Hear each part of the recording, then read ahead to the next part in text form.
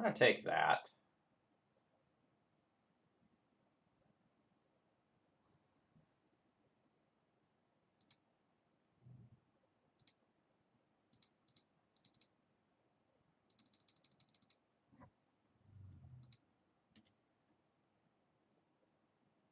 Oh, those are some stinkers.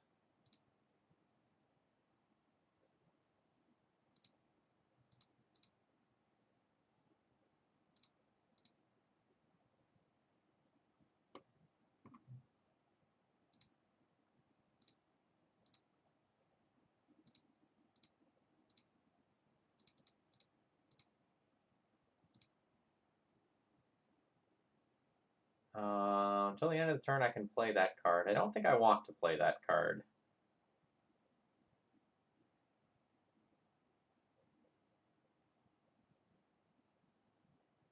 I can tap the LED at any point.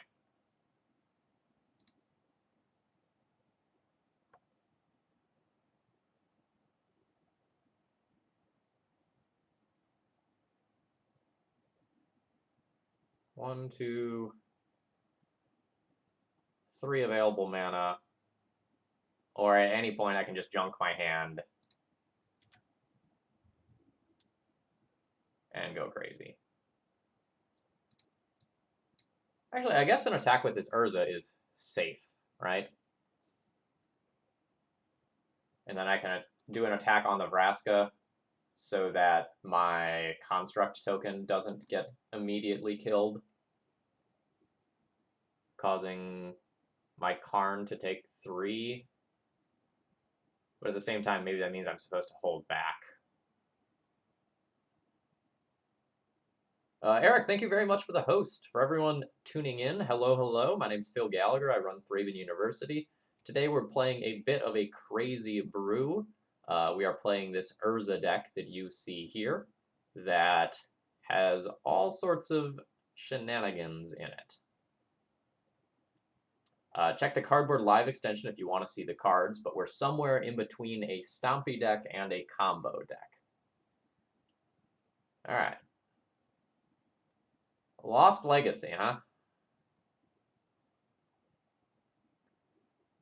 My future Urzas have been stripped from the deck. With Karn and Urza gone, winning becomes much tougher.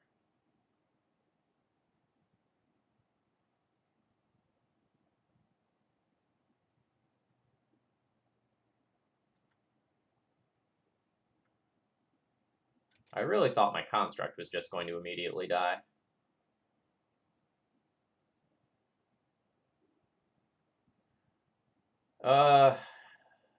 These draws have been pretty brutal. Not gonna lie.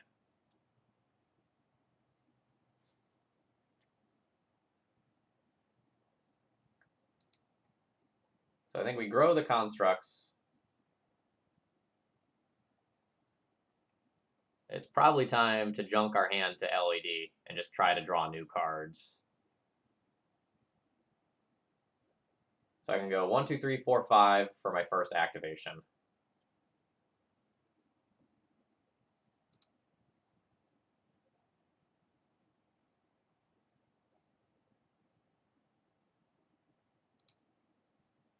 Yeah, sure, that's a fair point.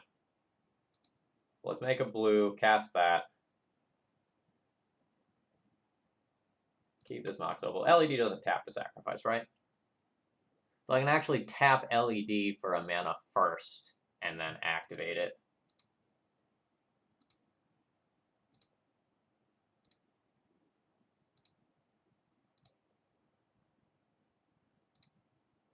We will play a new LED.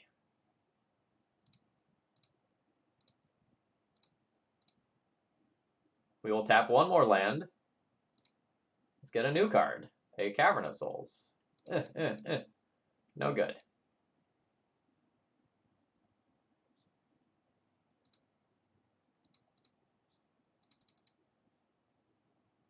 Another island. Somewhat unfortunate here. Am I going in again? 2, 3, 4, 5. It's awkward if we hit like a Narset, but otherwise Yeah, maybe I shouldn't.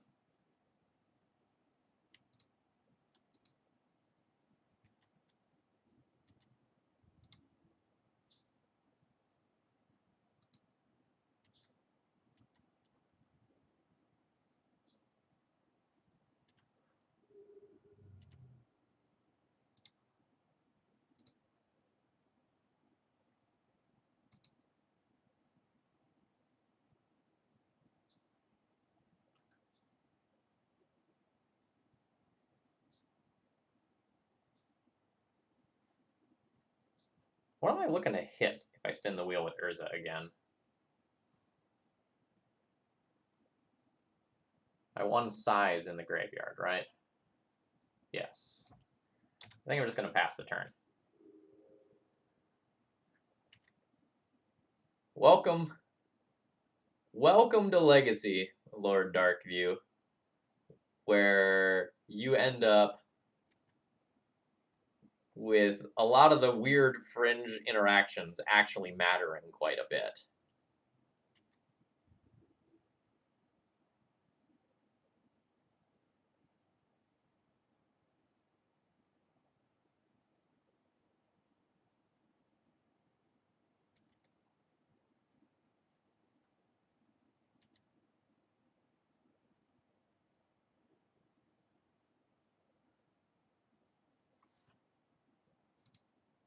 So let's play the game again.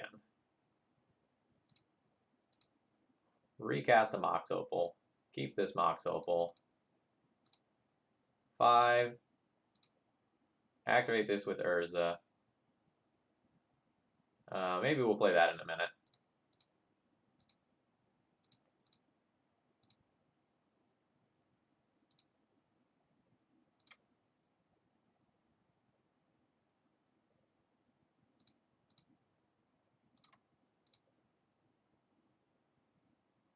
Engineered explosives. That's interesting. Don't have 2 colored mana to like go and get the Tarmogoyf out of the way, for example, though.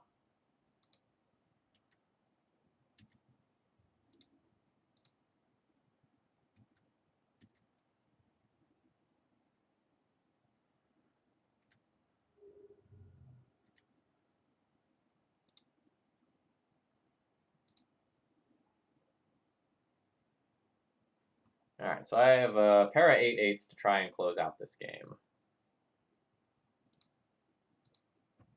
We're going to play that for mana. Sacrifice it immediately, because that's not how that card works. Womp womp. We'll play that for 0 with no intention of, like, doing it.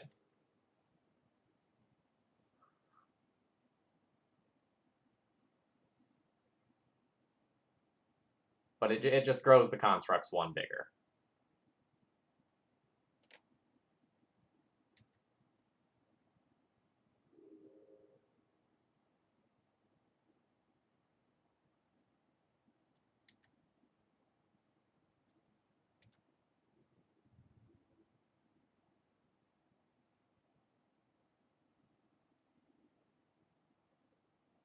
Okay.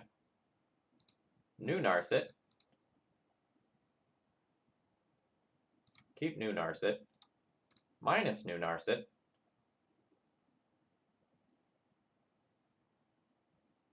I don't actually know that I want to draw that Narset yet. I also have 6 cards left in library. I need to like worry about decking. We're gonna put nothing in my hand.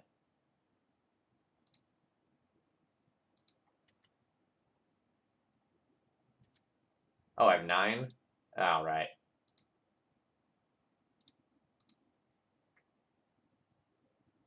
Actually, let's swing those both at the Planeswalker so that I don't lose one of these next turn. And then I can just kill the following turn.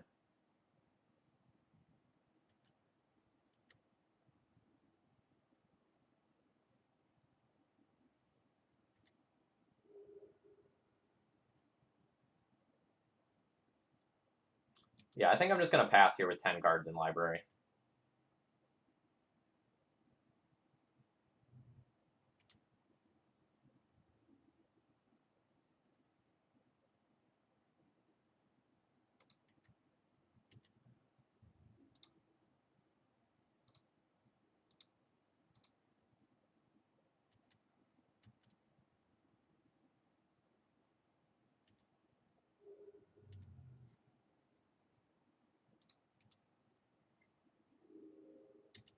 Yeah, so now we just pass and hope my opponent doesn't have a sweeper.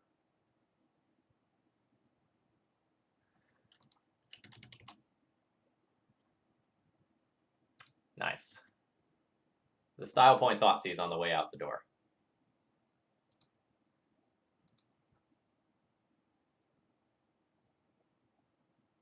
Yeah, so I haven't actually played against Oko yet, but I've seen a lot of very interesting screenshots that make me think that that card might be real. It's starting to pop up in all the Rug Delver deck lists as like a 2 of, not a 1 of trying out, but as like a 2 of.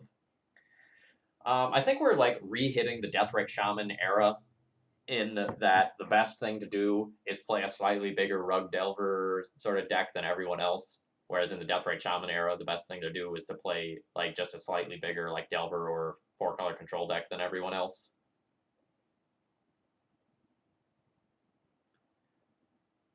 I think I still keep this hand. This hand isn't explosive, but it has 3 pieces of gas.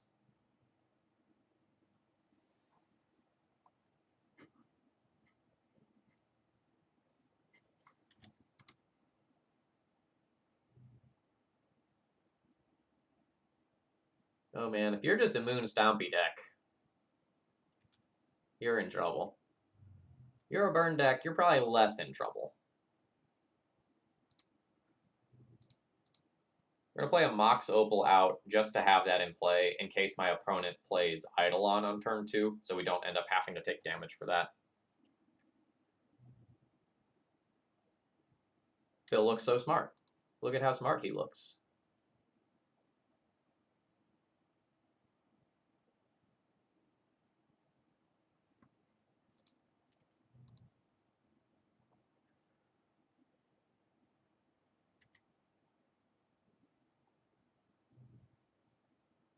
My opponent will live in fear of my 1/4. I assume my construct is just going to die pretty much immediately when it hits play because I only have a single artifact, so I'm going to be making a 2/2.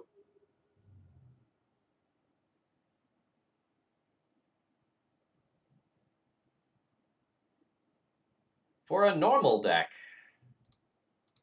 those Eidolons, they'd be scary. For this deck, though, not so much.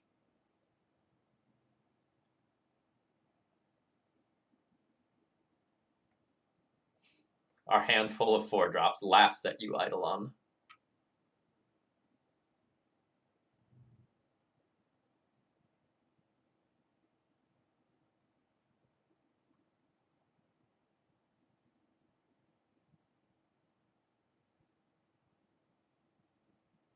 We are going to kind of get in this stuck in this cycle, though, where if my opponent has, like, a lightning bolt, they just get to, like, bolt my construct and then attack on in. Because my Urza can't kill the Eidolons. Also, fun fact, the pronunciation of that word is actually Eidolon. The second O is long.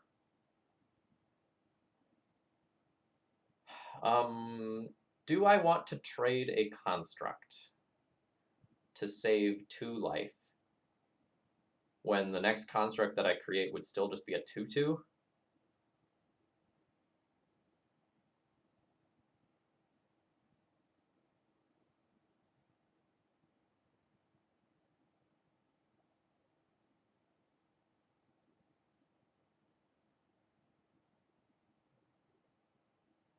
It's kind of tricky. I think I'm winning this game via Mycosynth Lattice. So I think I'd trade and preserve my life total.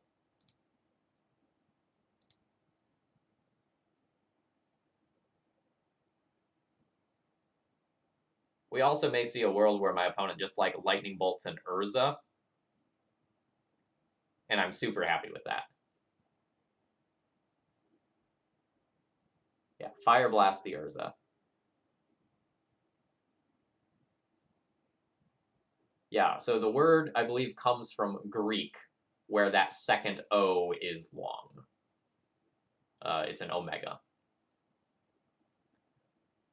So I think I play an Urza out this turn.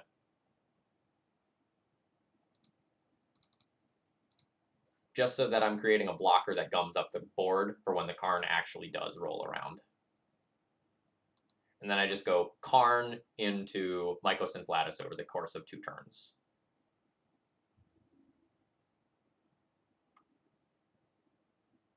We're not going to do that right now. Very, very sure about that.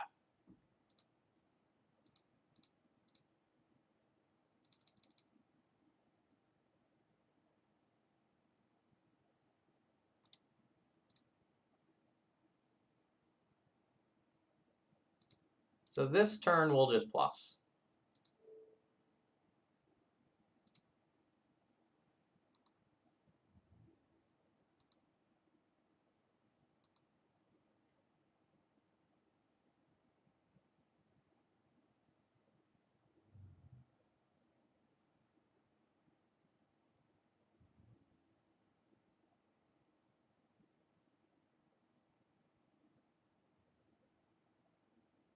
So opponent has 1 card.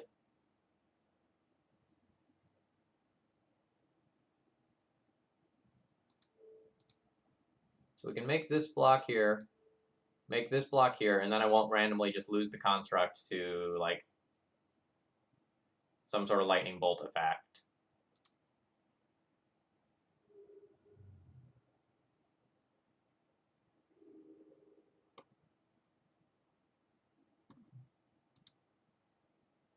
So we'll -2 this.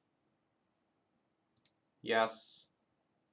Get Mycosynth Lattice, and I win the game unless my opponent has Fire Blast.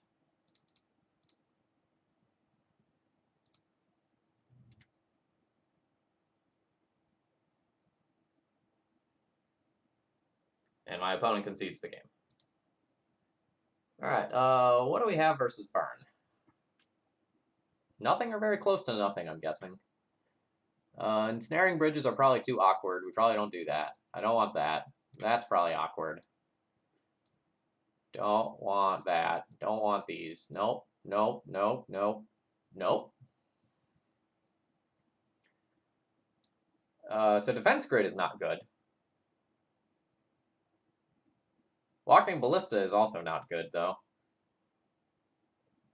EE is also not great.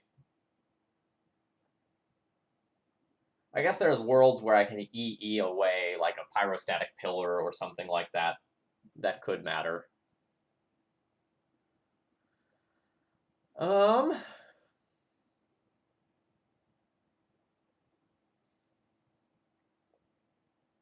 Letting my burn opponent draw 7 is also somewhat questionable. But whatever. I don't think I'm going to sideboard. I think I'm just going to whack the submit button and call it good enough.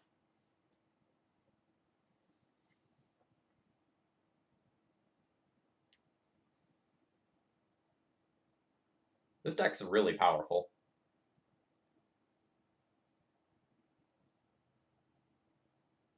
Can totally see why Caleb submitted it for the Legacy Premier League.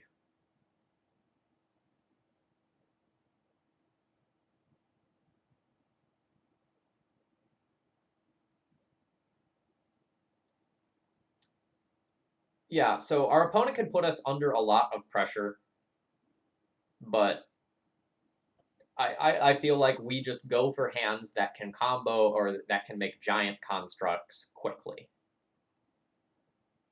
I'm not 100% on Eternal Weekend. Leaning towards a no currently. Okay, so I keep this hand. I go turn 1, Island, Mox Diamond, pitch Cavern of Souls. Turn 2, I have Karn or Narset, depending on whether or not my opponent plays a creature. I think I'll keep this one.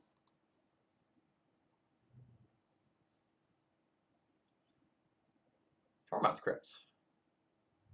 Sure. Super happy to see Tormod's Crypt from my opponent.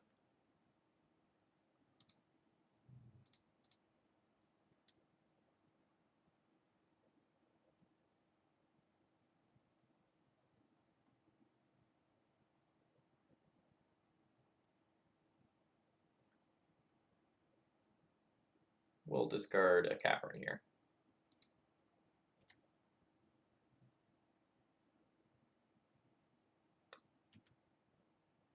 Yeah, I don't know how many paper tournaments I'm going to make it to before the end of the year. Alright. You have Eidolon.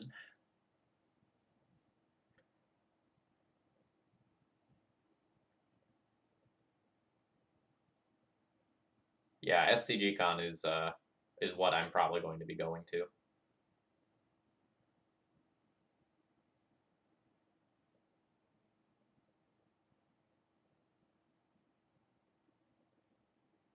I can play Karn, but if I do so, it's pretty likely to just die.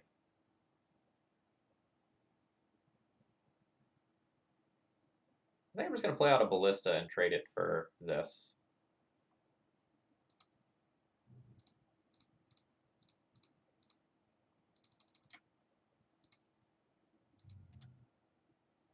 Note its converted mana cost is 4, so it doesn't cost me 2 life from the Eidolon to do that.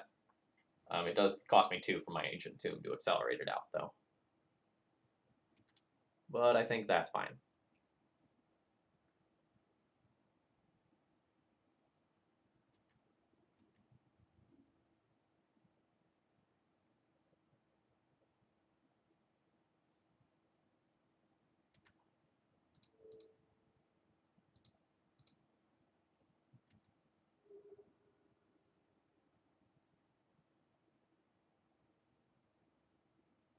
Smash my Mox Diamond. I don't know if I would have smashed that.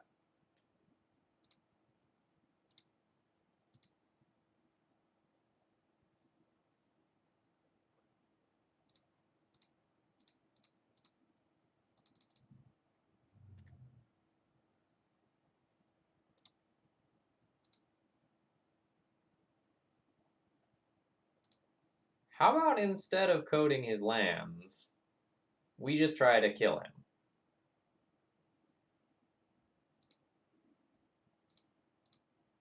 How does that plan sound?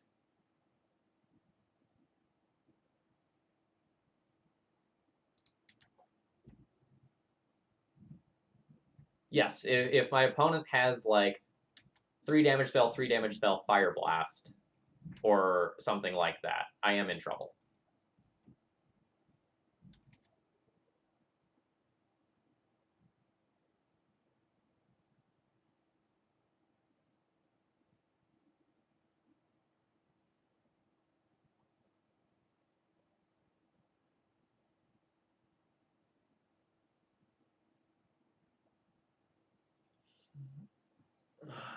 I was really hoping opponent would do something on their turn, because now my hand is awkward. So if I just minus Karn, go for Lattice, and I crack my LED, my opponent can just bolt the Karn in response.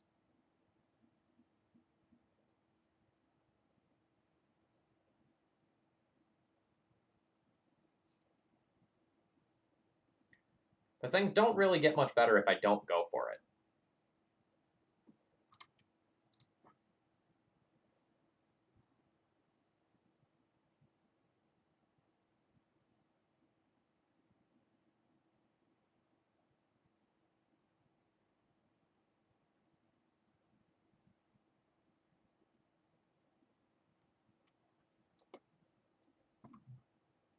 I could just get, like, a defense grid. I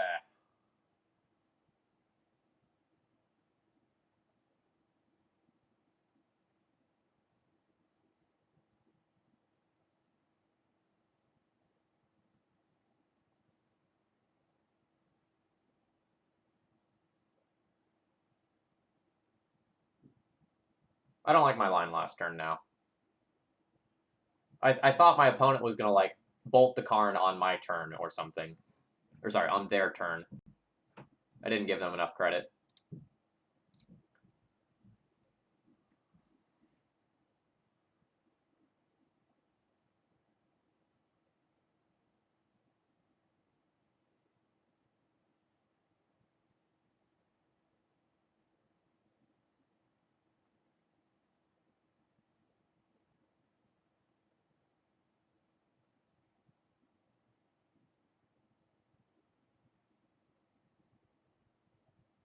No, I don't have a chalice on the board.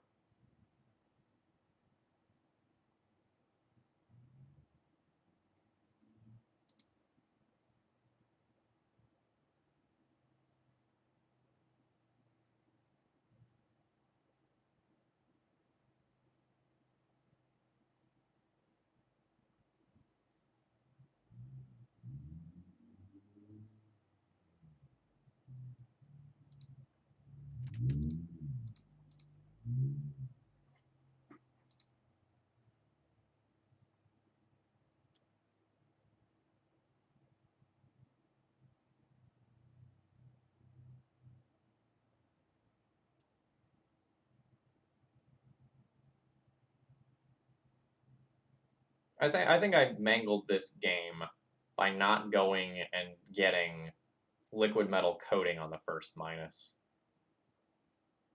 I think I should have gone minus get liquid metal coating, price of progress me for 4. Alright. So I suspect I'm just going to be dead to that, and I'm not going to get a chance to go for lattice.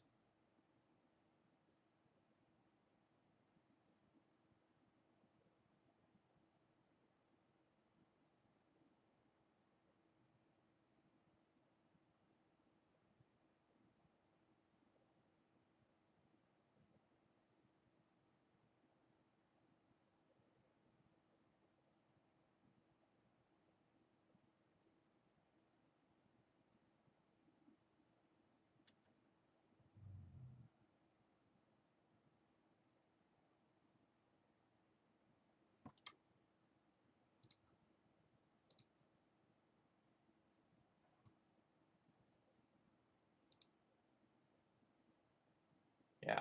Given how my opponent played the previous game, I thought they were worse than they were.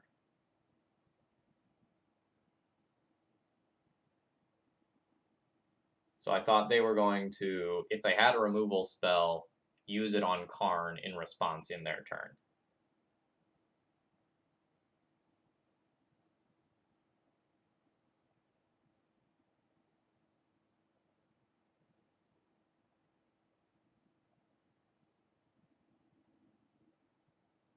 So I put my opponent at the wrong level and expected a misplay.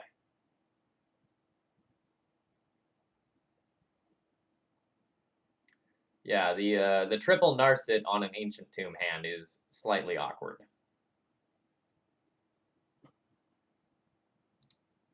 That's alright. We're on the play now. Nope.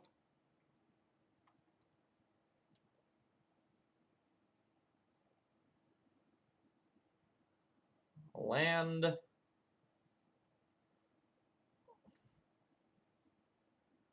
This also just does nothing. We're gonna mulligan this one.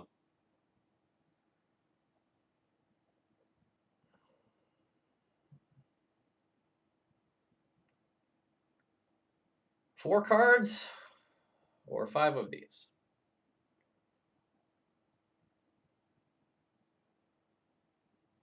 It would be Island, Narset, some other land, Mox Diamond.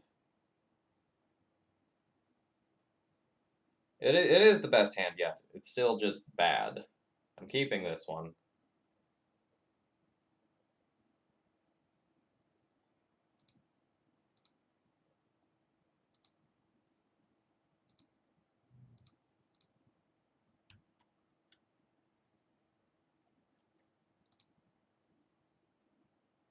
So we're going to go turn 2 Narset, and the hope here is to use Narset to find Karn or Urza.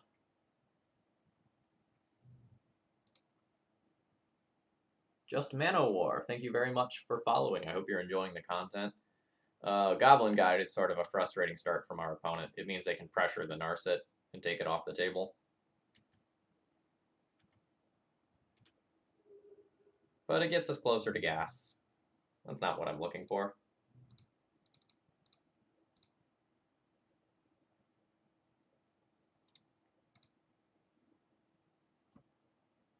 Yikes. I guess we'll take an EE. We were really trying to get 2 cards out of the Narset.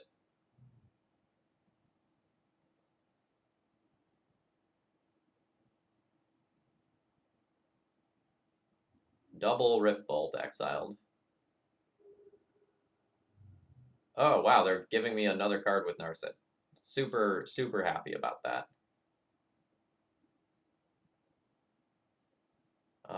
Well, there's Karn.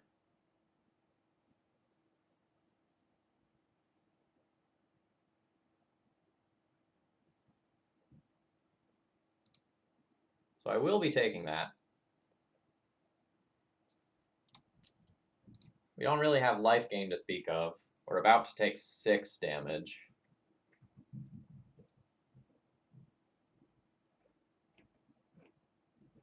We can, like, try to use Karn as a sacrificial lamb.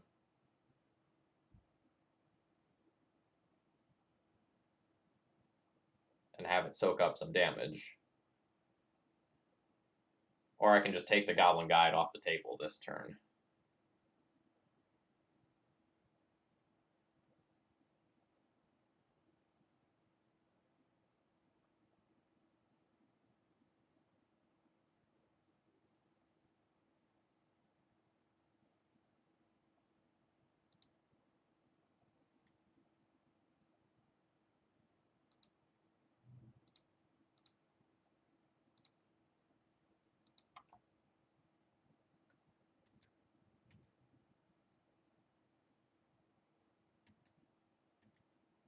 I don't like this use of mana a ton.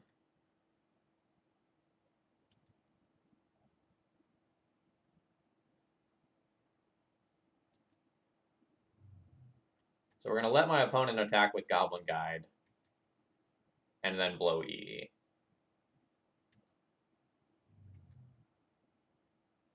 We also may just, like, die to, like, bolt, bolt, bolt, fire blast or something this turn.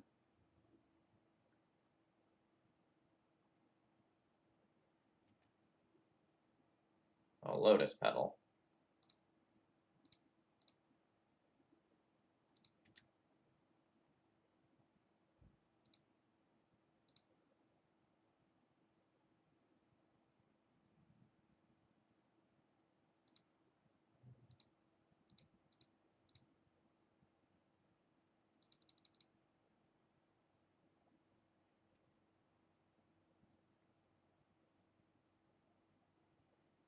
Yeah, is it full of mountains? Is it full of instants? Unknown.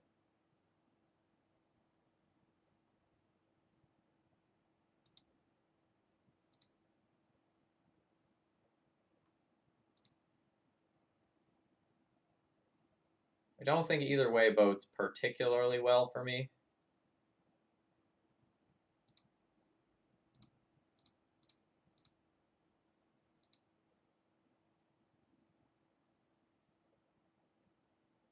I think Karn's going to end up drawing a lightning bolt effect.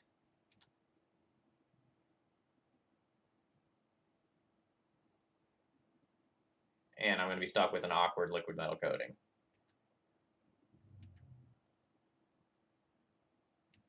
I may also just die.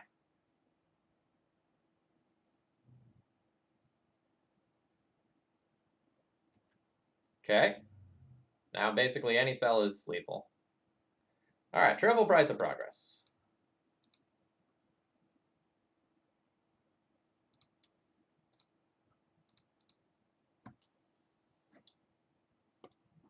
So we really needed this sort of stuff to be hitting play. I definitely think we were not favored in that match.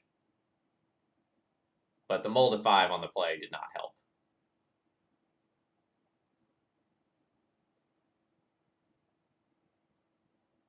So Echo of Eons only costs 3 if it's from your graveyard. So this one's going to be an easy mulligan.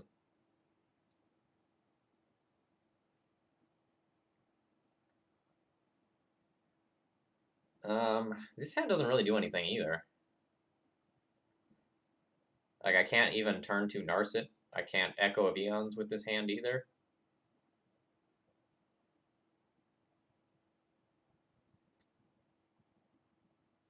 I think I'm going to go to 5.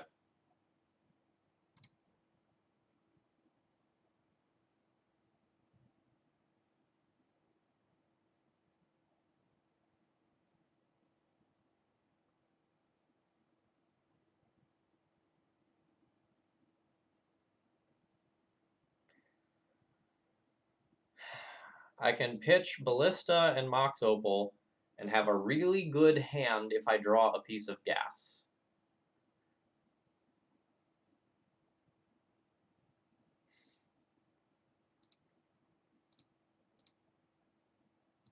Mull to just LED and Echo. It's easy. Yeah, I'm taking a line of play elves. Okay, we have a little bit of time.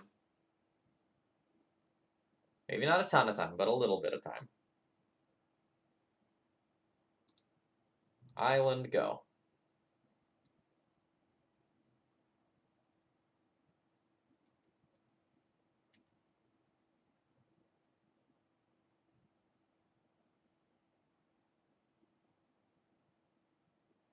I feel like this is a deck that we probably don't want to play against, right?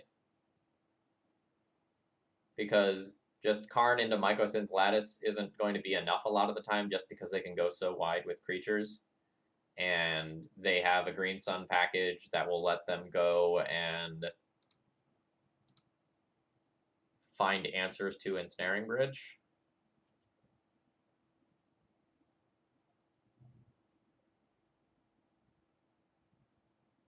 Opponent's hand is strong. Indeed, praise be to the Karn Father. All 5 of them.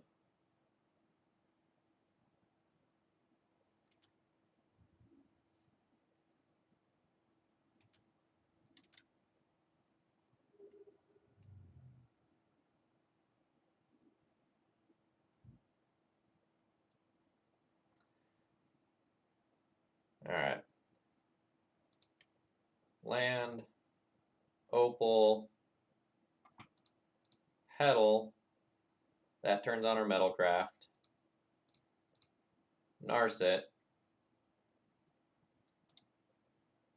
Narset minus.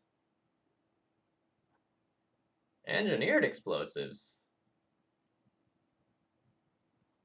How is EE versus how is Karn? EE for 1 right now gets 2 cards. Karn can minus and get Ensnaring Bridge. And I can go Hellbent next turn for Ensnaring Bridge and cast it next turn. I think Karn's better than EE.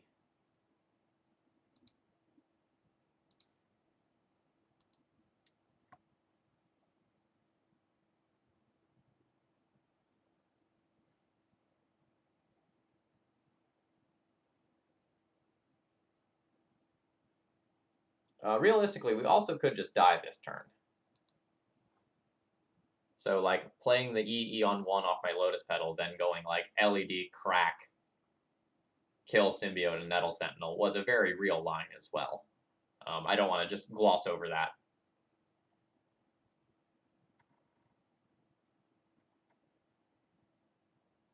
Those elves, they are dastardly.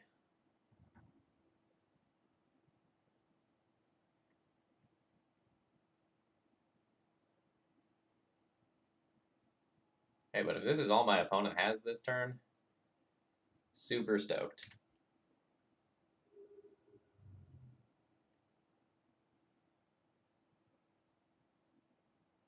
Oh no, there's more.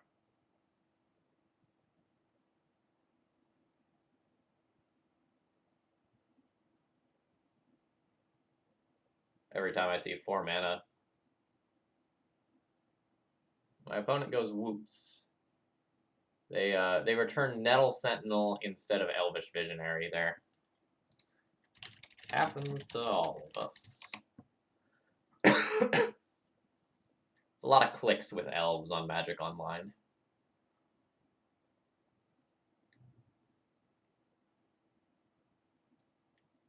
There's upsides and downsides to playing on Magic Online with a lot of decks.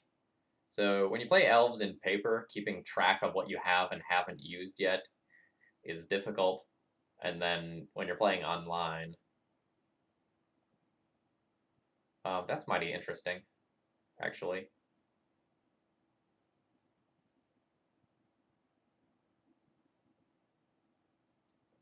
Huh.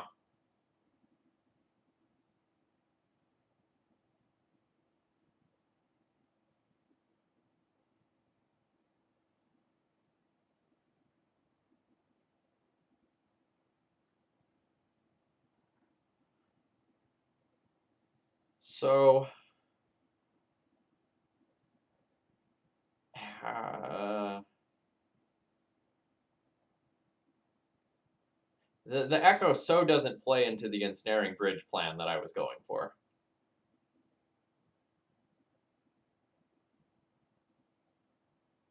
I can play Karn, draw 7, have 2 mana floating. I don't know where that puts me in terms of actually winning the game, though. I think not in the right spot.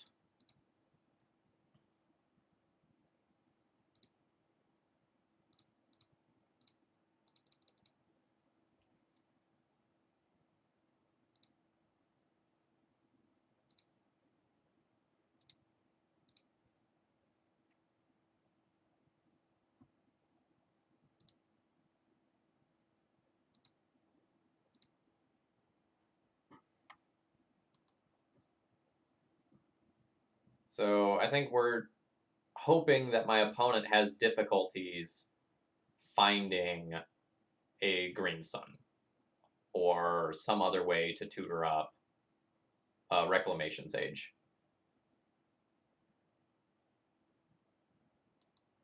Next turn I can Ballista for X equals 3, or I can also Sorceress Spyglass and name Wirewood Symbiote to stop Elvish Visionary card chaining.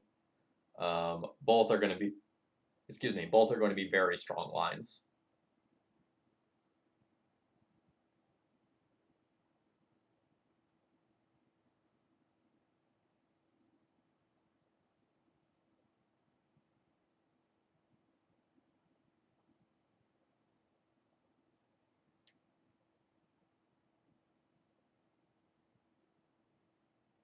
A lot of it is going to depend on what I draw. Because against this deck, I do literally have to have 0 cards in hand.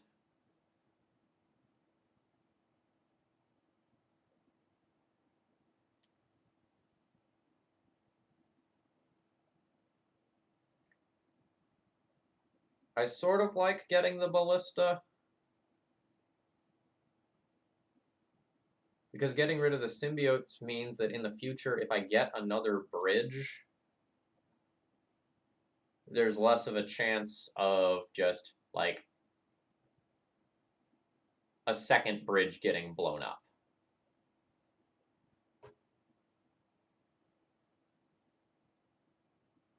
Oh, God. Everything is ruined. They just drew the natural Reclamation Sage to blow up the bridge. So now my Karn dies, and I'll have to, like, just echo and hope for the best. I don't like refueling elves when they have a Gaia's Cradle in hand. But that's going to be the line. Absolutely no regrets on the lines that I've taken this game, though. Like, I like all of my mulling decisions. I like how I've played this out. But my opponent... What?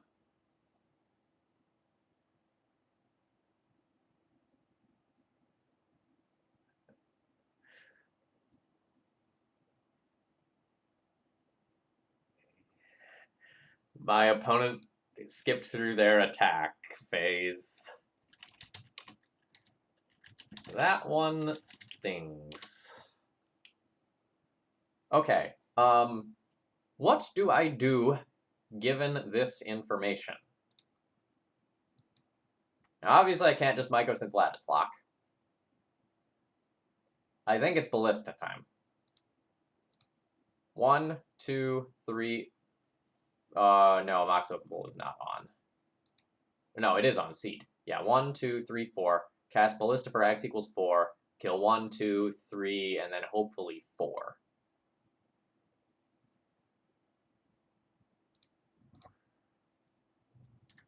Alright, folks, we're still in this.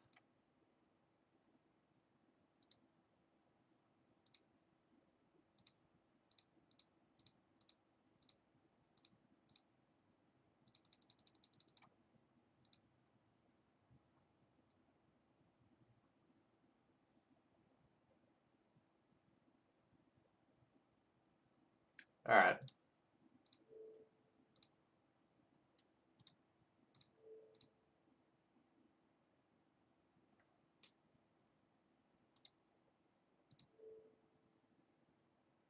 I think I need to kill all the wirewoods now.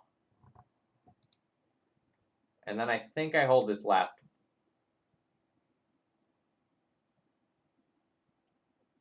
I was still pretty convinced I was dead from that position, but okay. That's probably a tilt concession there, more so than anything else. Maybe my opponent had a hand just full of lands, though.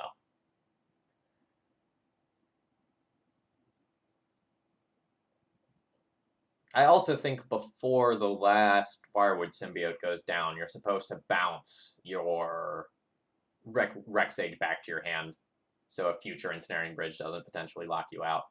Alright, Ballista in the board. You the real MVP. Defense grids are bad. I don't want to play those. Everything else is potentially okay.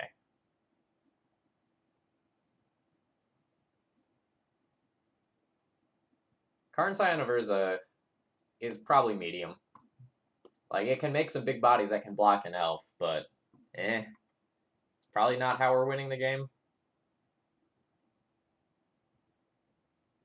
I kind of want to board in 2 of the Ensnaring Bridges to just have the potential to naturally draw those and leave myself with the ability to tutor for the rest. So I think I want to have this for sure as my package, and I can think about boarding in a Spyglass to be more proactive.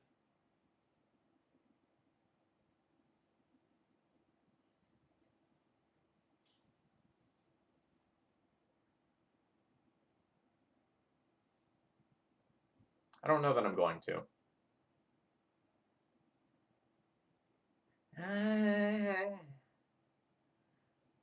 I'm just very medium at protecting these walkers.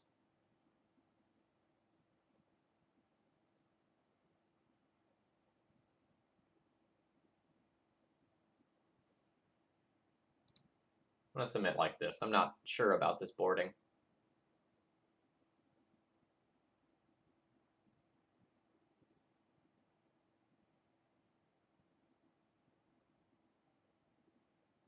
Ancient Tomb, Lotus Petal, Bridge, LED, crack LED, draw 7 cards, refresh.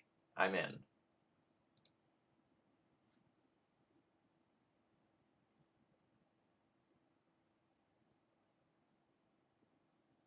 Note, we had no business winning that previous game in any capacity. We only had a chance because my opponent missed an attack step and made another very critical mistake of losing out on a card draw by bouncing the wrong creature with a Wirewood Symbiote. So we stole that one from the jaws of defeat. We maybe didn't deserve it. Oh, and Mox Diamond too? Ooh, buddy. It was like the perfect draw.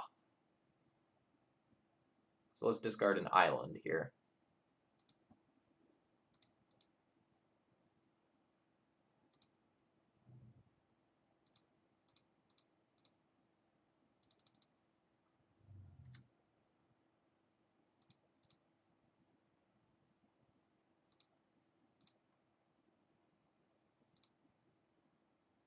Opponent gets more cards too.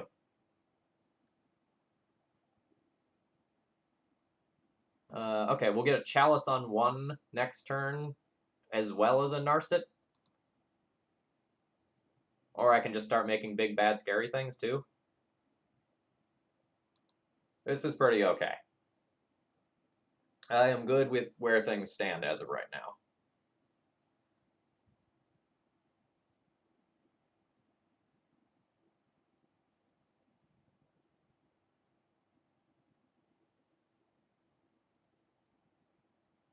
Yes, the classic bridge and wheel synergy play. Straight out of next level deck building. I believe chapter 7.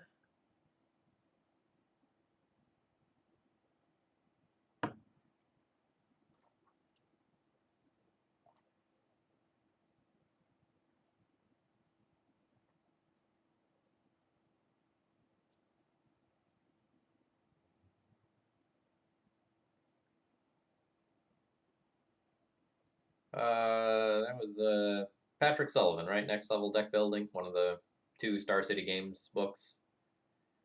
And then there was another one. I forget what the other one is.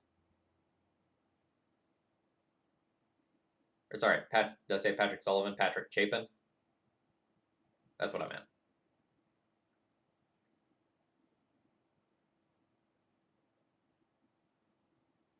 Oh, Rex Sage, get my bridge out of there. I think this deck is very powerful and has a lot of possibilities.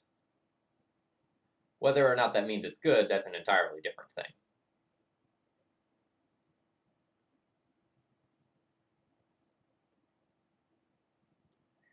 Opponent now has triple Nettle Sentinel, so that's kind of scary.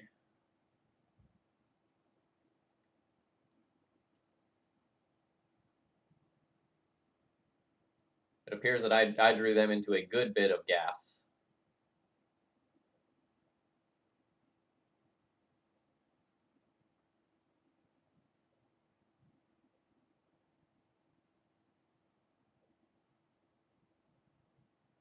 Opponent has 3, 4, 5, 6, 7, 8, 9, 10, just 11 power on board, so I'm just dead in 2 turns, 2 board. Oh, and they have something else.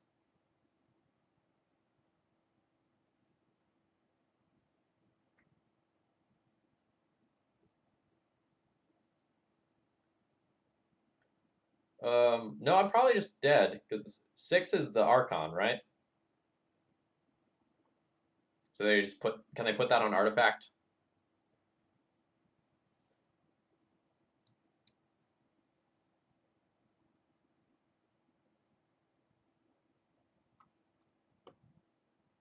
Planeswalker.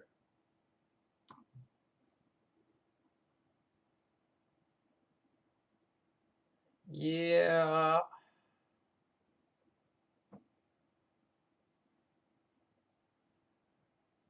I think we're just gonna scoop that one up there. The 7 that we drew my opponent into was more insane than the 7 that I got.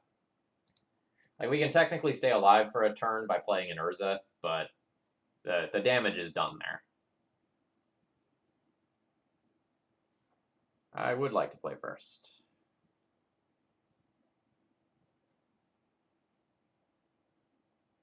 This hand does nothing. We'll mulligan that. This hand has a billion mana.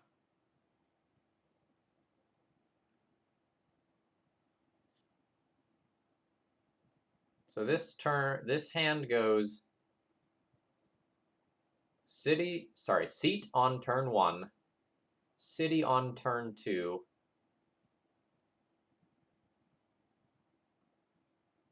make 2 Thopters immediately, play Urza on turn 3.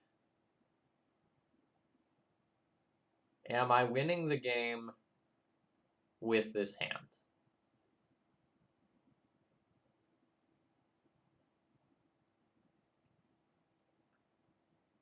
I'm not sure that turn 2 Sai into potential turn 3 Urza is good enough. It's not even guaranteed, right? Because, like, I'll pitch either the redundant Opal or the Caracas, and I don't have blue with this hand as is.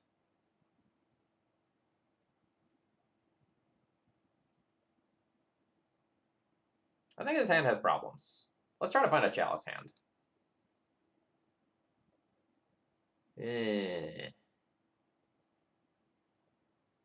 So I pitch 2 of these cards.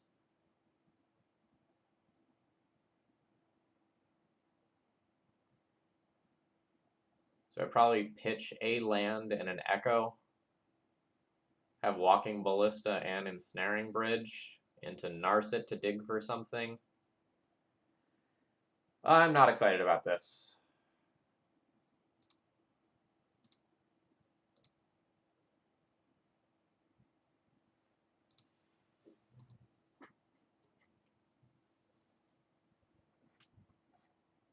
So it's starting to feel like this deck has some consistency problems. When you get to do what you want, it's super degenerate. But when you don't, this deck feels pretty rough. I just got rid of you.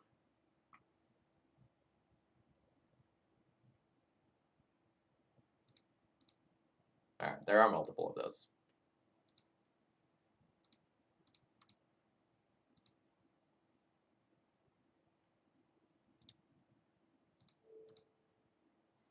We're going to hope that this is an impactful play. Elves doesn't actually have that many starting sources of mana. So it may be that I actually just stick my opponent on one land for a turn or two by doing this.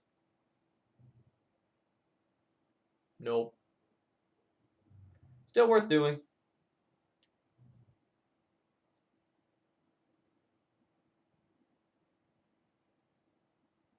That is the sad glimpse right there.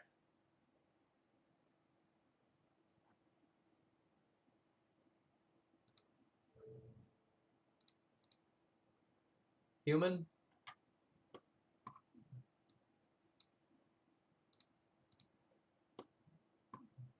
Human.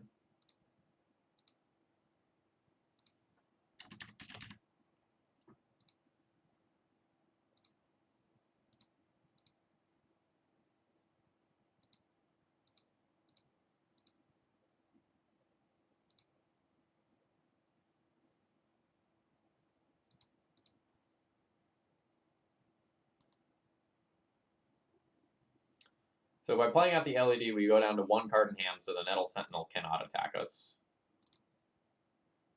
We'll then awkwardly play a Narset, which is going to incentivize us to draw cards.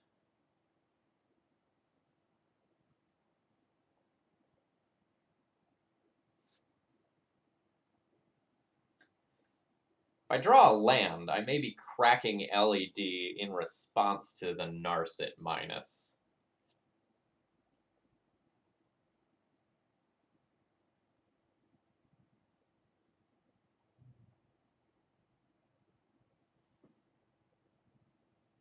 I don't think I'll do that if I don't draw a land.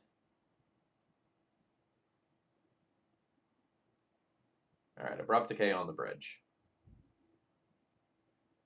So it looks like my opponent's hand is slow. So we've got that going for us.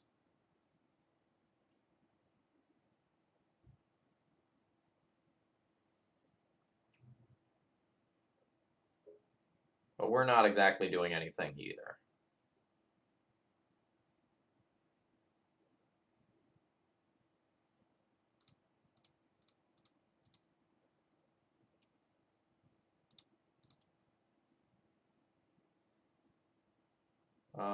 Yes. We'll take a Karn. We'll take a Karn.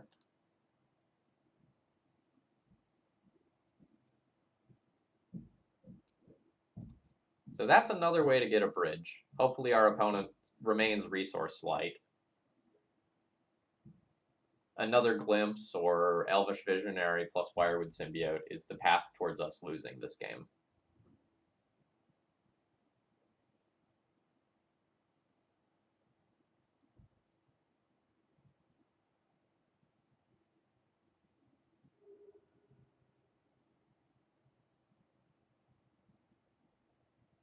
I think we have a window of 2 to 3 turns to turn this game around. We are a combination Stompy and combo deck, where we have some of the traditional Stompy pieces like Karn, Urza, Chalice of the Void, but we also have LED plus Echo of Eons to work as a draw 7 to refresh our hand. And Narset can turn that into a one-sided draw 7 as well.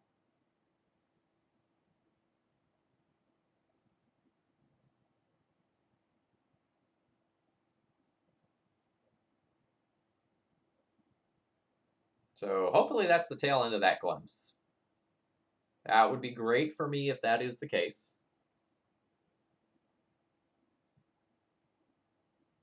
They saw the line.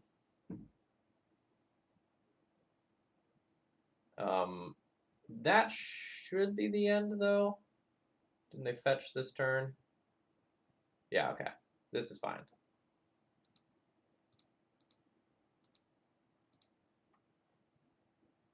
So we'll nurse it again.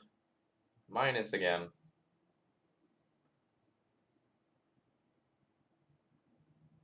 Ooh. So this is tough. If I take the Mox Opal, I can guarantee that I can Karn or Urza next turn. If I take the Chalice, though,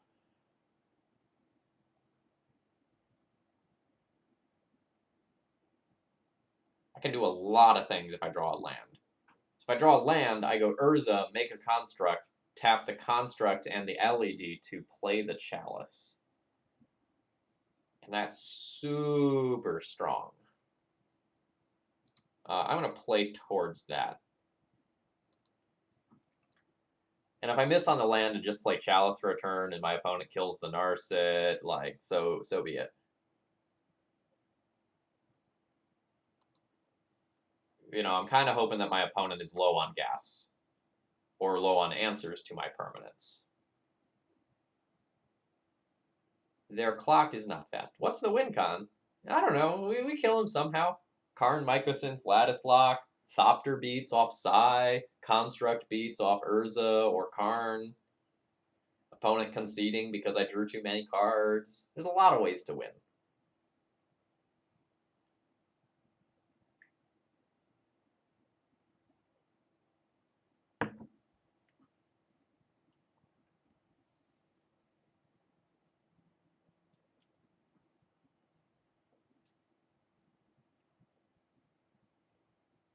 Opponent really debating about that last point of damage there.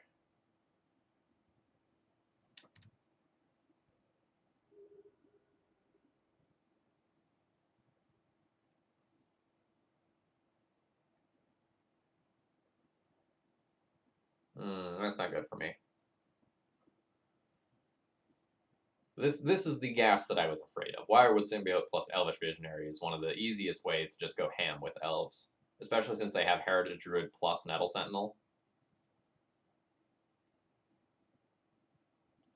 Staxilla, that actually came up earlier as well. Oh wow, mid-turn glimpse.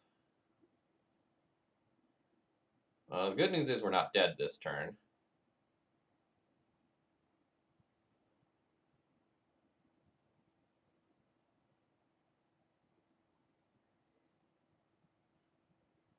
The bad news is that even if I like Karn and Ensnaring Bridge, my opponent can just start digging towards answers with Elvish Visionary Wirewood Symbiote.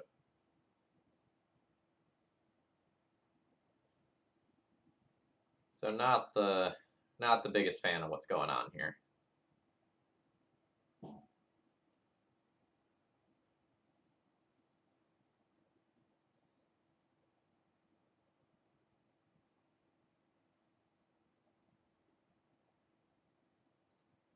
So my impression after the first 2.5 rounds here is that we really want to be playing against combo or control decks,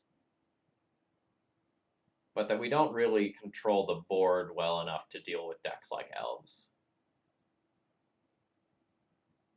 So it kind of feels like decks like elves, Death and Taxes, decks that can produce a large number of creatures that do relevant things. We're going to struggle with those.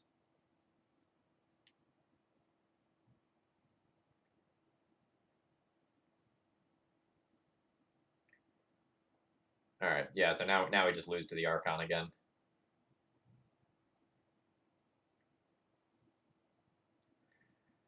All right, yep, so that stops my line of draw land, get Ensnaring Bridge into play this turn. All right, opponent played pretty sloppy that round, but there was not much that we could do about it. We had some bad beats in terms of mulligans. I think we mulliganed to 5 or less cards twice that match. But more generally, I don't think we're well positioned against elves. And the only reason we took game 1 was because my opponent made some egregious errors and then probably scooped before they needed to scoop.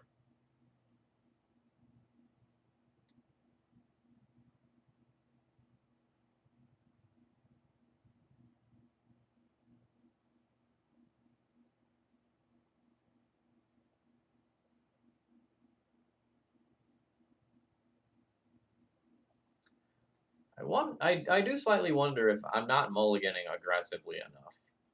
Like, I wonder if once we go past 5, I'm supposed to just go for something crazy and just, like, mulligan to an LED Echo hand or something like that. I felt like I kept reasonable hands. But maybe since this deck does not play well from behind, I need to be keeping hands that are crazy.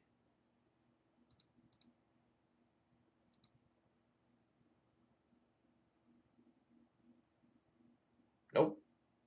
This does nothing. Land, Mox Opal that's not on, Narset Echo that doesn't work, no ability to cast Karn, nope.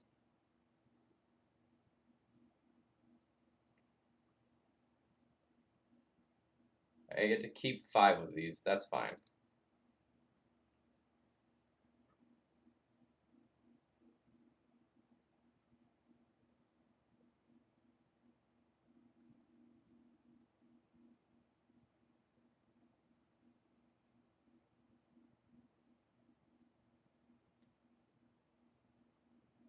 So I could go turn 1 Psy into turn 2 Urza if I keep the Mox Diamond. Like, I can keep Mox Diamond, Seat.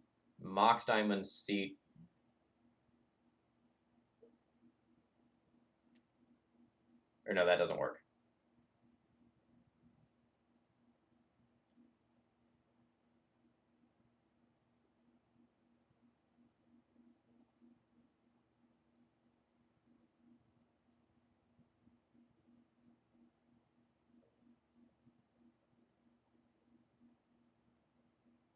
Yeah, I think I slow my roll a little bit. I think I pitch my Mox Diamond and pitch my Seat.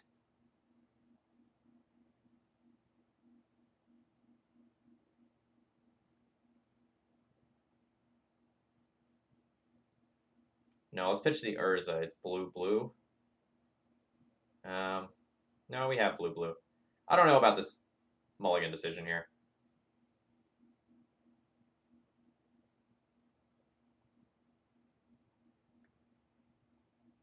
I think I'm going to junk the Karn and play towards the board with 2 uncounterable cards in a row.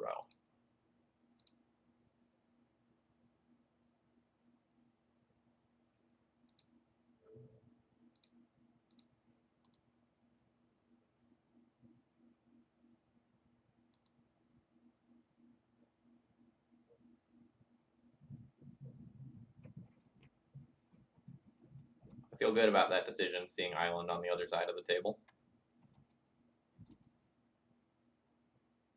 Nice.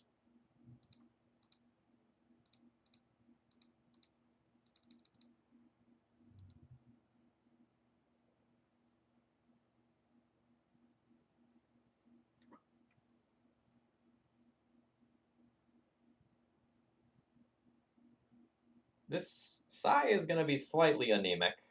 Not going to lie to you. It'll hopefully get there once I get Karn into play as a draw engine.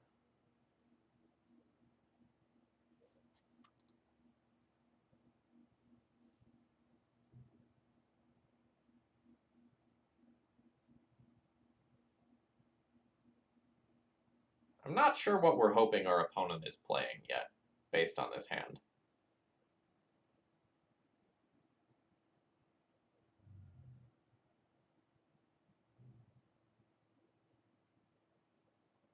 Multiple snow-covered islands and misty rainforest. Combo?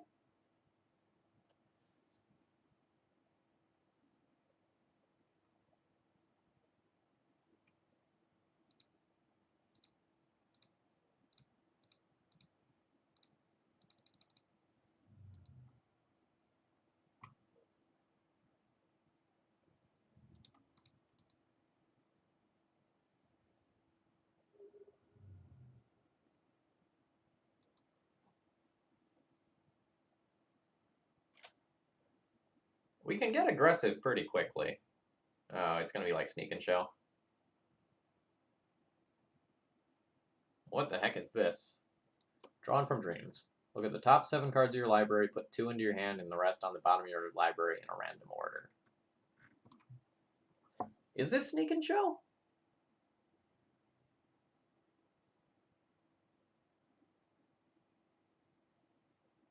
I've legit never seen that card seen play in Legacy before.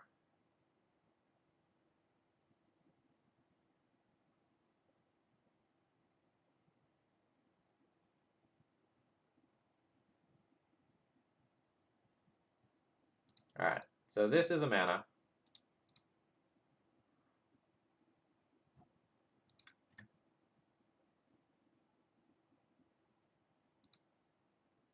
So we'll go 1-2. Play Defense Grid.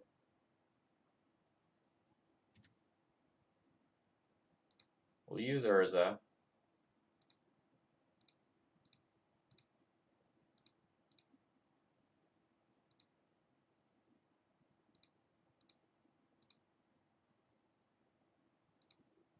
We'll play Karn.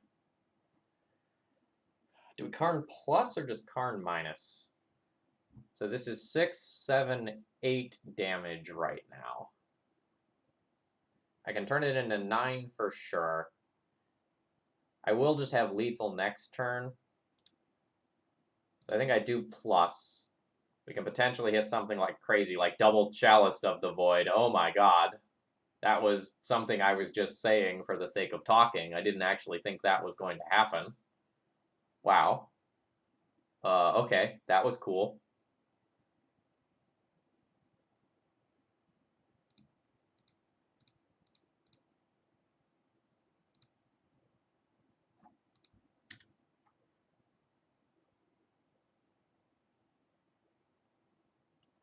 Could sacrifice an artifact to draw a card, but that doesn't seem necessary.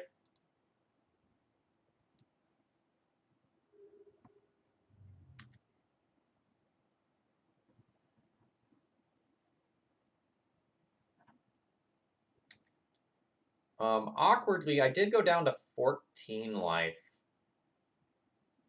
No, never mind. We still beat an Emrakul. I don't need to worry about that. We can just, like, block with a Thopter and sacrifice our mana-producing stuff.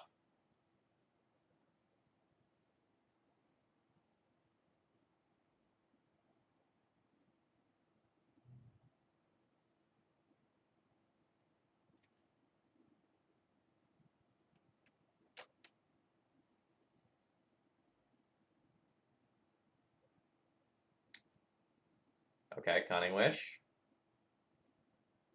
What sort of crazy thing do you have for me? You have like a Hurkyl's Recall? Hurkyl's Recall is pretty sick here.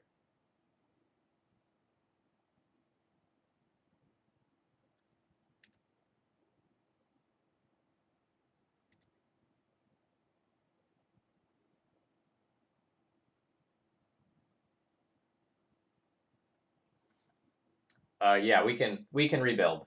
Absolutely. All right. So 100% play a seat. 100% play a pedal.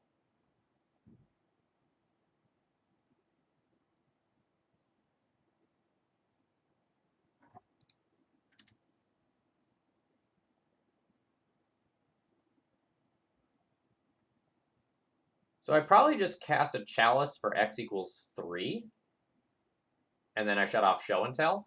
And it seems like I'll win the game. So I have 1, 2, 3, 4, 5, 6 7 mana showing, I can essentially turn it into 8 with Defense Grid. So let's play Defense Grid.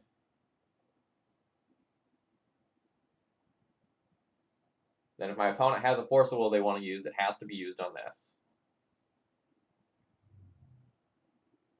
Okay, they do use it on that. They pitch a Force of Will.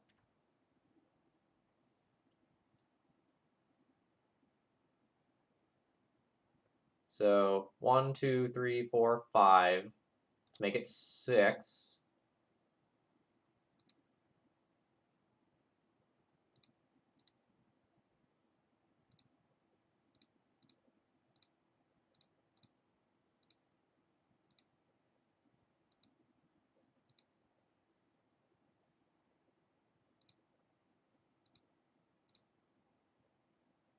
Well, I can guarantee a Chalice on 1, but we're going for Chalice on 3.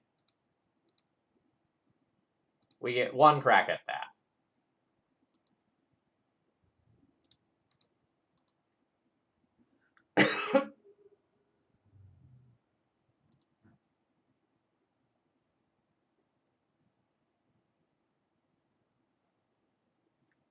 Well, that was neat.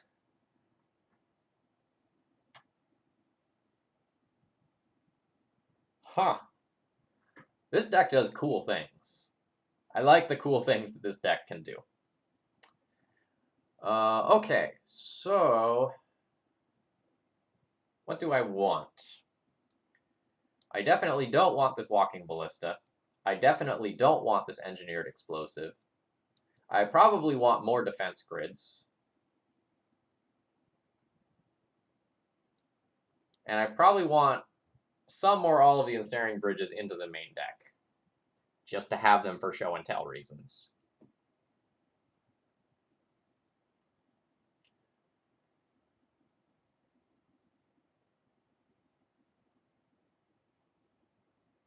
I also could consider the Lion's Eye Diamond, but I'll probably leave that in the board.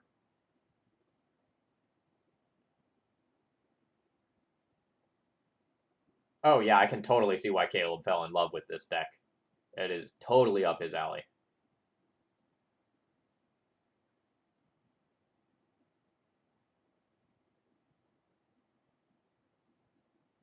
So maybe I should leave 1 bridge in the board to tutor for. That leaves this as my primary tutor board package. Yeah, but it's also a little bit crazy, which fits the Caleb deck schema.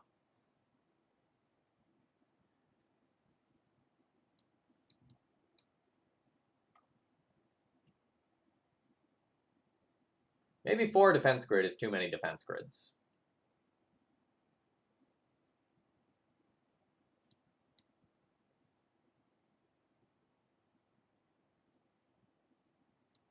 What if I only play 3 defense grids and just trim and echo?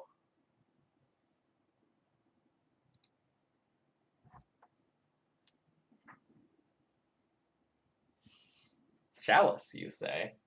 What a fine magic card.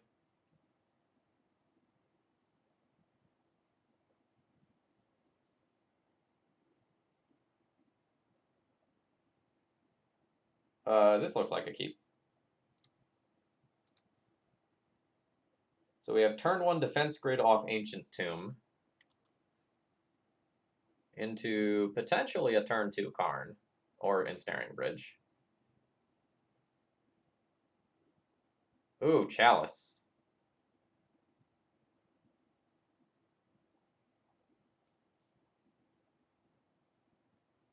That's interesting. So the highest upside play is just jamming Chalice right now. Like, the Chalice has the highest impact when it's just played on turn 1 and resolves. I could defense grid this turn, which either draws out counter magic or allows me to potentially resolve the Chalice next turn. But I think I'm just supposed to jam.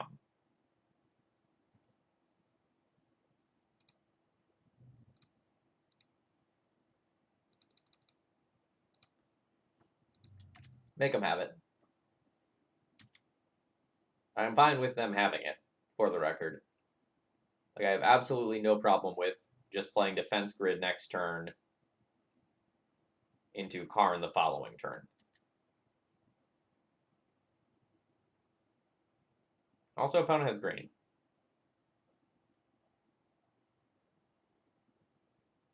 We'll have to process what that means. Could just be for a sideboard card. Could be for something crazy that was in the main deck, like Eureka. Oh, neat. It just resolved. That feels good. I'm going to play out a Mox Opal now. I'm slightly punished if I draw a Psy, but this can potentially give me mana on my opponent's turn if I would need mana for some reason after they show and tell. I don't know, but it does things.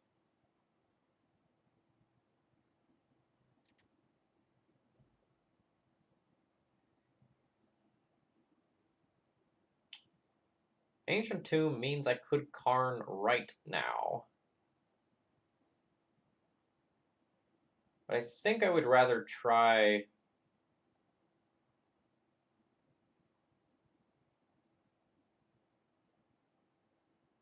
I could cast Defense Grid followed by Ensnaring Bridge. Kind of just want to keep the Ensnaring Bridge in hand for show and tell reasons. I don't think I just want to jam the Karn. I think this is worth slowing down for, one way or another.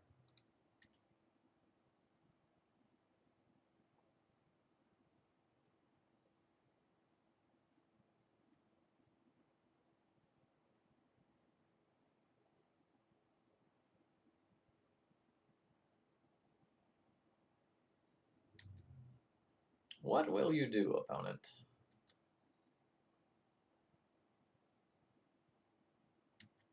An impulse. Sure.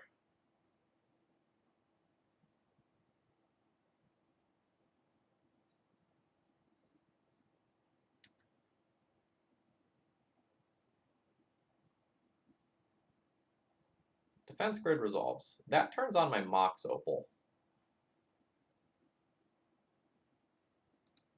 Alright, this is guaranteed uncounterable right now. So I'm gonna take this opportunity to just resolve that.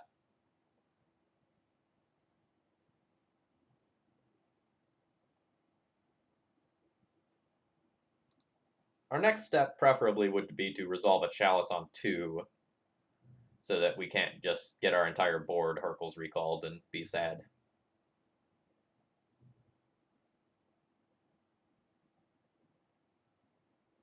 I will put in an island off show and tell. You have Omniscience. You have more Omniscience. However, we are not dead.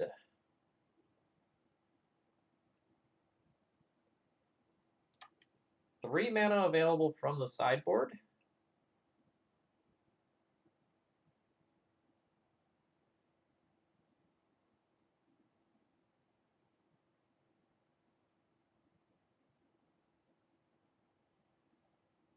So when my opponent has Omniscience in play, the Mycosynth Lattice Karn lock isn't really a lock, right?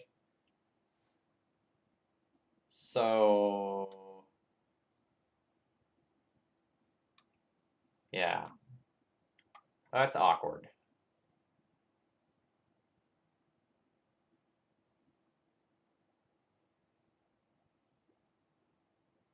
So what's my line? What am I doing with these Karns?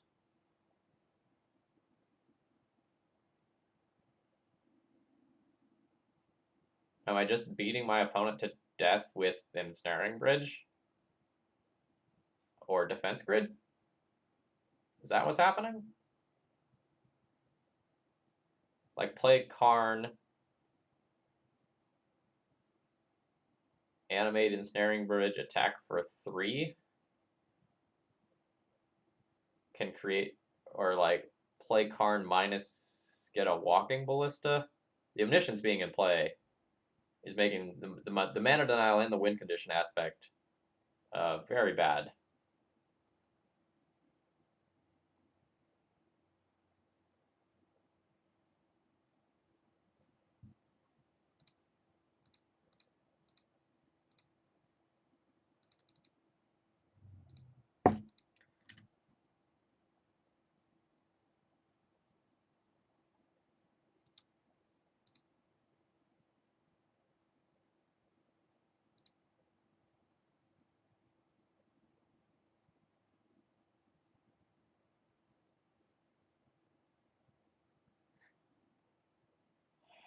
I think it's LED into Ballista, though, as awkward as that sounds, so that I can just make the biggest Ballista possible.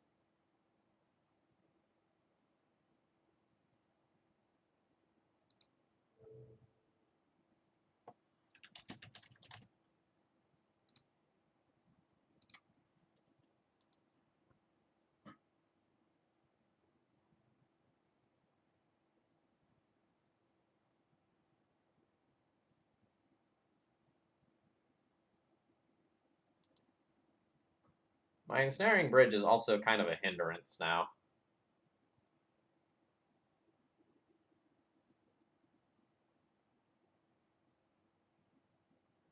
Two, 4, 6, 7, 10. Walking Ballista for X equals 5. I guess if I'm doing that, I'm also playing this island first. 2, 4, 6, 7, 8, 9, 10, X equals 5. Yep, okay.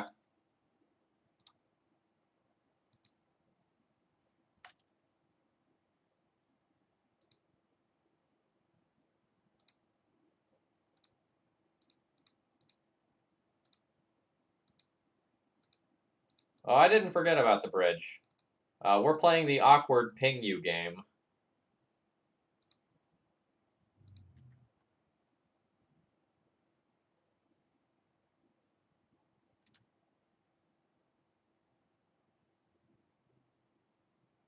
I need some way to find a chalice to set chalice to X equals 2.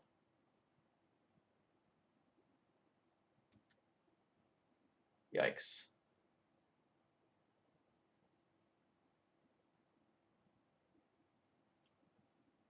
Because we're just dead to my opponent finding Cunning Wish. Well, not dead, but... Ah! Put Drawn from Dreams back on top of the library. That seems strong. I respect that.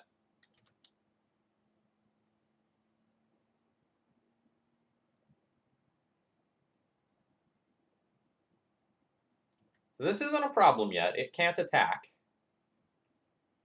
This just lets them redraw the Drawn from Dreams.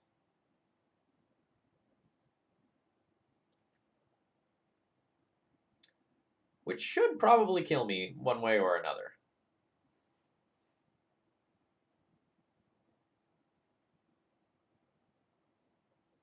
Oh yeah, totally respect the opponent's line of play. Casting Emrakul to draw your 4-mana double cantrip into another copy of it. Alright.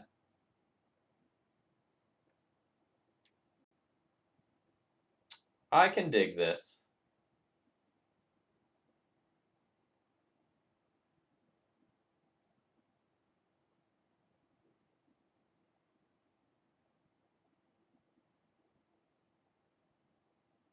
Yeah, it does seem an awful lot like Dig Through Time. You can't make it literally 2 mana, but a reasonably costed version of it. There's even a basic forest in there. Cast the other Emrakul, Legend Rule the first, get an extra turn, shuffle those Drawn from Dreams back into the deck.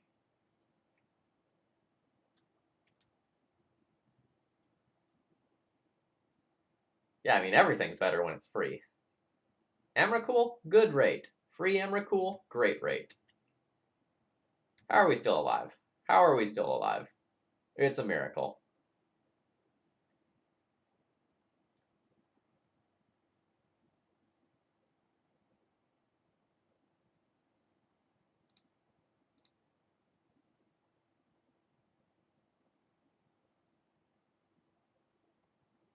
Are there any worlds where I want to turn one of my things into a creature? I don't think so.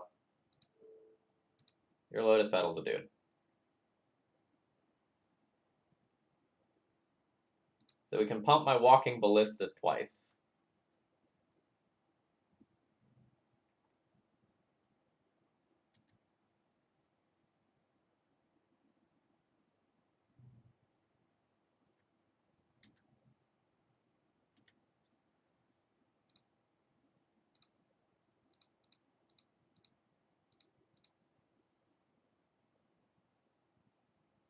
Am I willing to go down 4 life to put 1 counter on this, which represents 1 life lost from my opponent? I actually don't know that I am.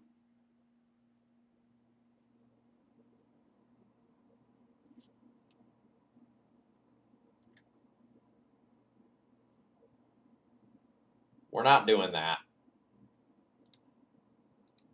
Absolutely not doing that.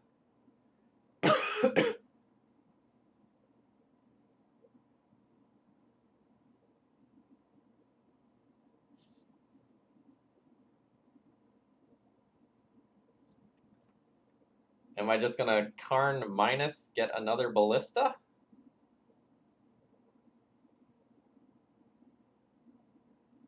Or am I gonna Karn minus get another bridge?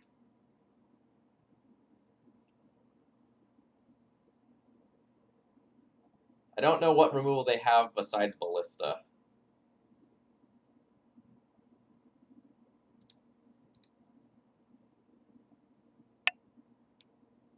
Or sorry, I don't know what removal they have besides Hurkyl's Recall.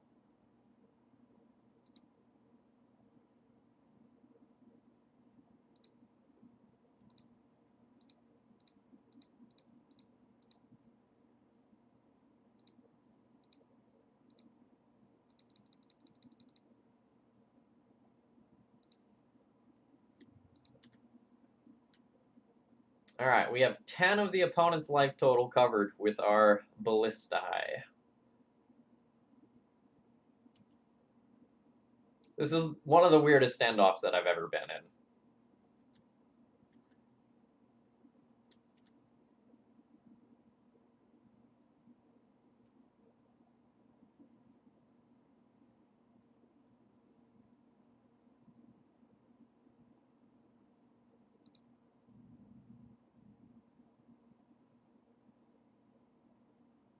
So I have 10, 11, I have 12 of it. We're getting there. We're getting there.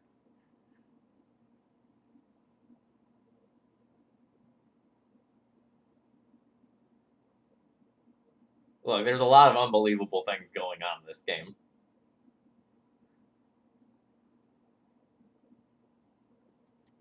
Oh my god, we're still alive.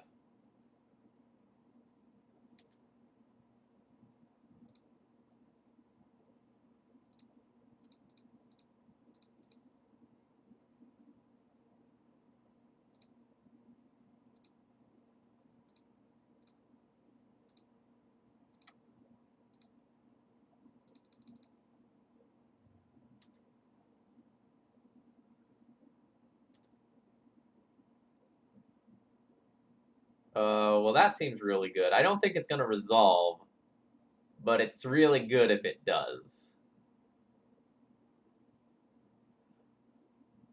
Like, my opponent just has to have a fistful of lands and counter spells, right?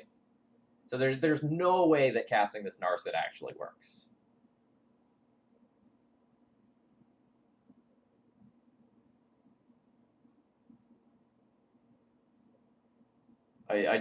For that reason, I don't think I want to cast the Narset, despite how good it hypothetically is. Their hand has to be full of... Well, their hand could just be full of 1-drop cantrips, too.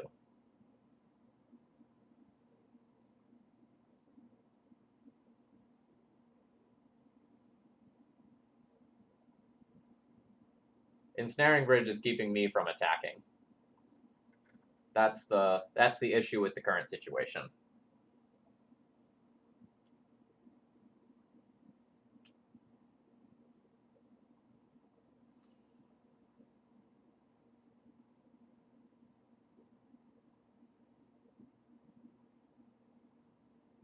So 12, 13, 14, 15, 16, 17. It takes 5 turns of pumping to get there at this rate. Let's do it. Let's cast the Narset. I don't think this resolves.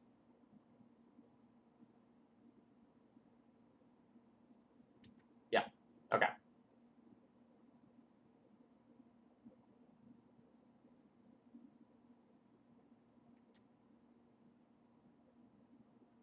Oh, Echo of Eons to let my Walking Ballista attack.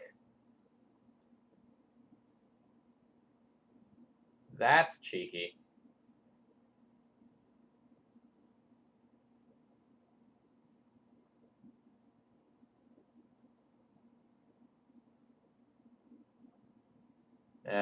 Echoing Truth, the Ensnaring Bridge. Womp womp.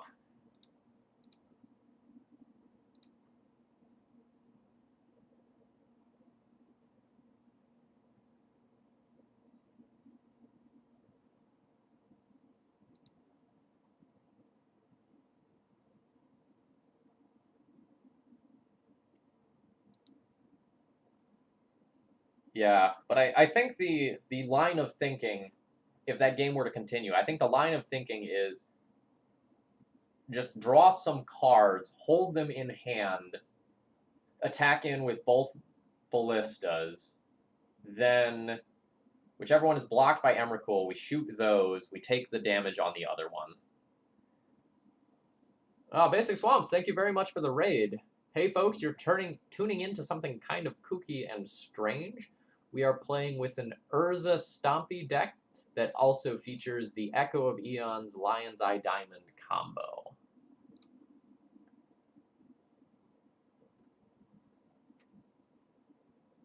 This hand is no good. With one more land, it would be great. Okay, what does this hand do? It goes Seat. Yeah, this is going to be a keep. So it goes Seat, Mox Diamond, discard Island, play Mox Opal, have 3 mana on turn 1, play turn 1 Narset or turn 1 Defense Grid. Yeah, definite keep.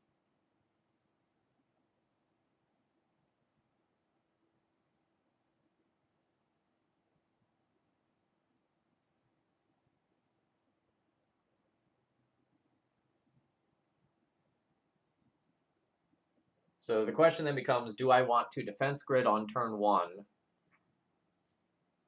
or do I just want to jam Narset?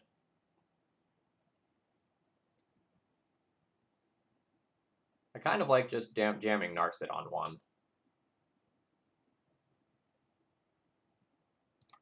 Accordingly, let's junk the Defense Grid.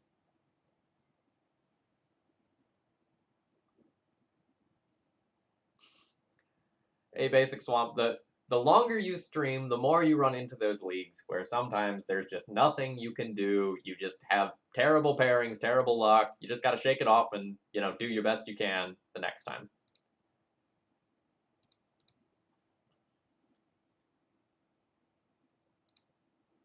Yeah, so the question you have to ask with this opening hand is, like, how all in are you willing to go? And I'm willing to go pretty all in on this upside card here. Narset into... I think I'm just going to take Lotus Petal here so that I can just play Urza next turn.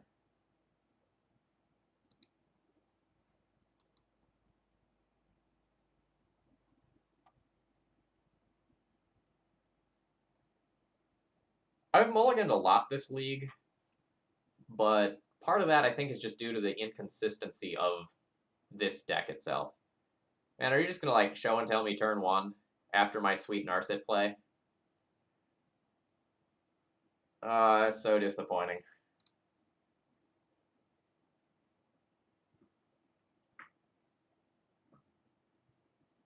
Alright, I'm not dead though. So I've got that going for me. But my opponent does have an Omniscience.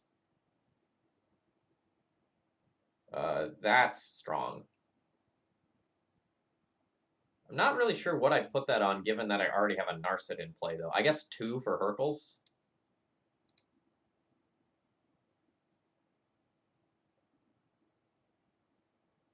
Yeah, I'll take another Chalice.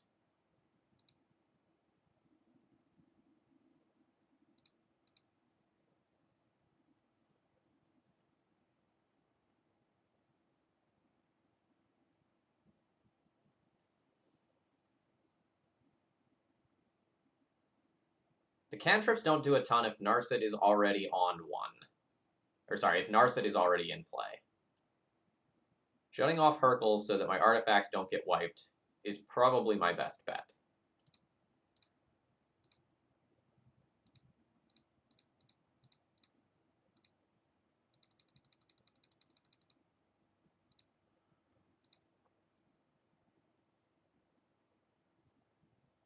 Boo.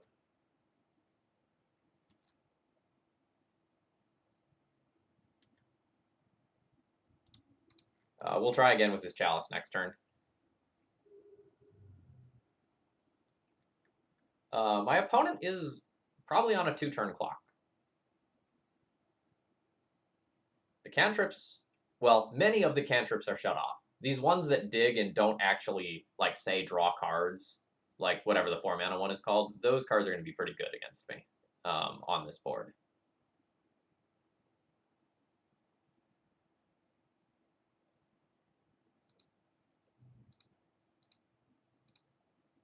Being able to reuse my Lotus Petals is absolutely sick here.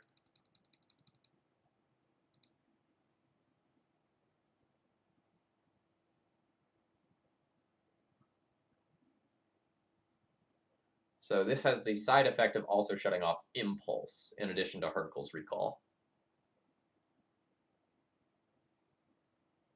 Boo!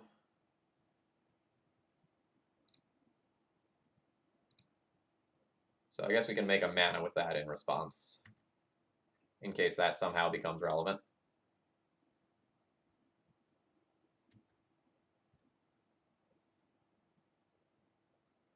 So I can go 1, 2, 3, 4. It's 5 to activate this, right? Yeah, it's 5 to activate that.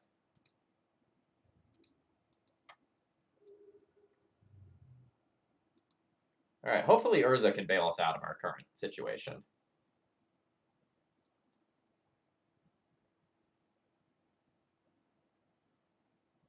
Preordain is just Scry 2.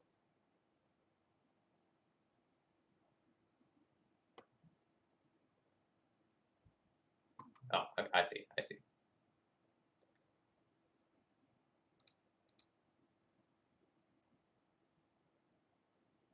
So I have 1, 2, 3, 4, 5, 6, 7, 8, 9 mana. I think I'm comfortable with turning that into a 10th mana.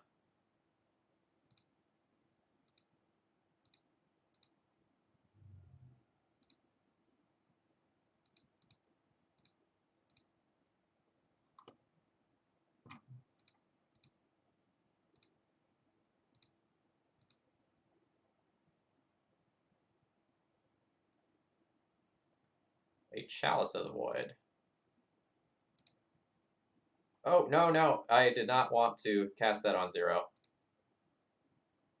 I wanted to cast that for a different number. I don't know why I didn't get the opportunity to cast that for a different number.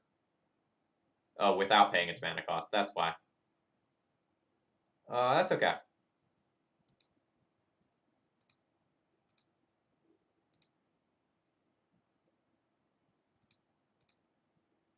That's very clearly an error on my end. First time playing the deck.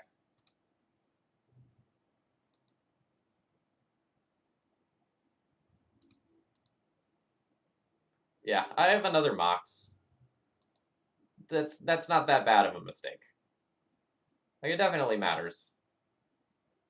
But if I thought about it a little more, I might have ended up playing that anyway.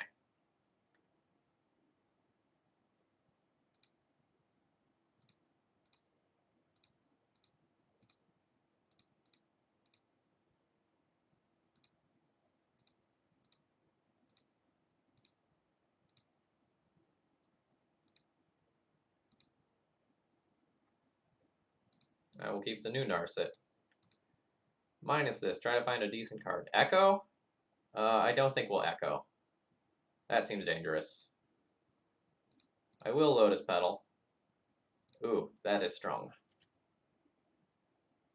So now I have 4 mana. Crash in.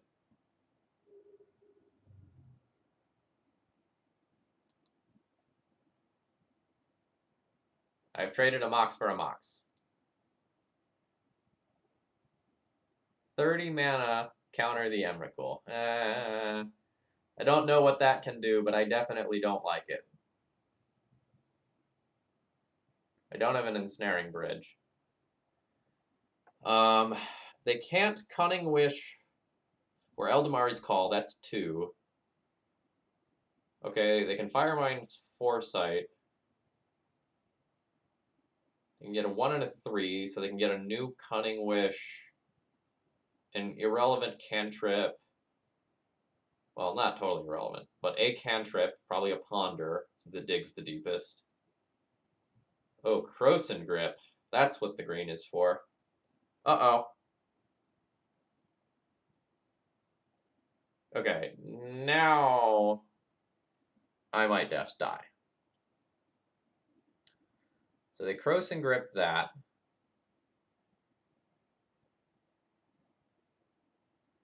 These cantrips that don't actually cantrip.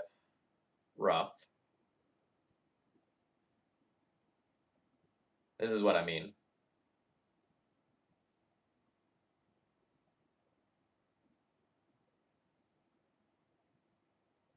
This is a much more interactive match than what I was expecting given opening hands. I'm somehow still not dead, which is a miracle in and of itself.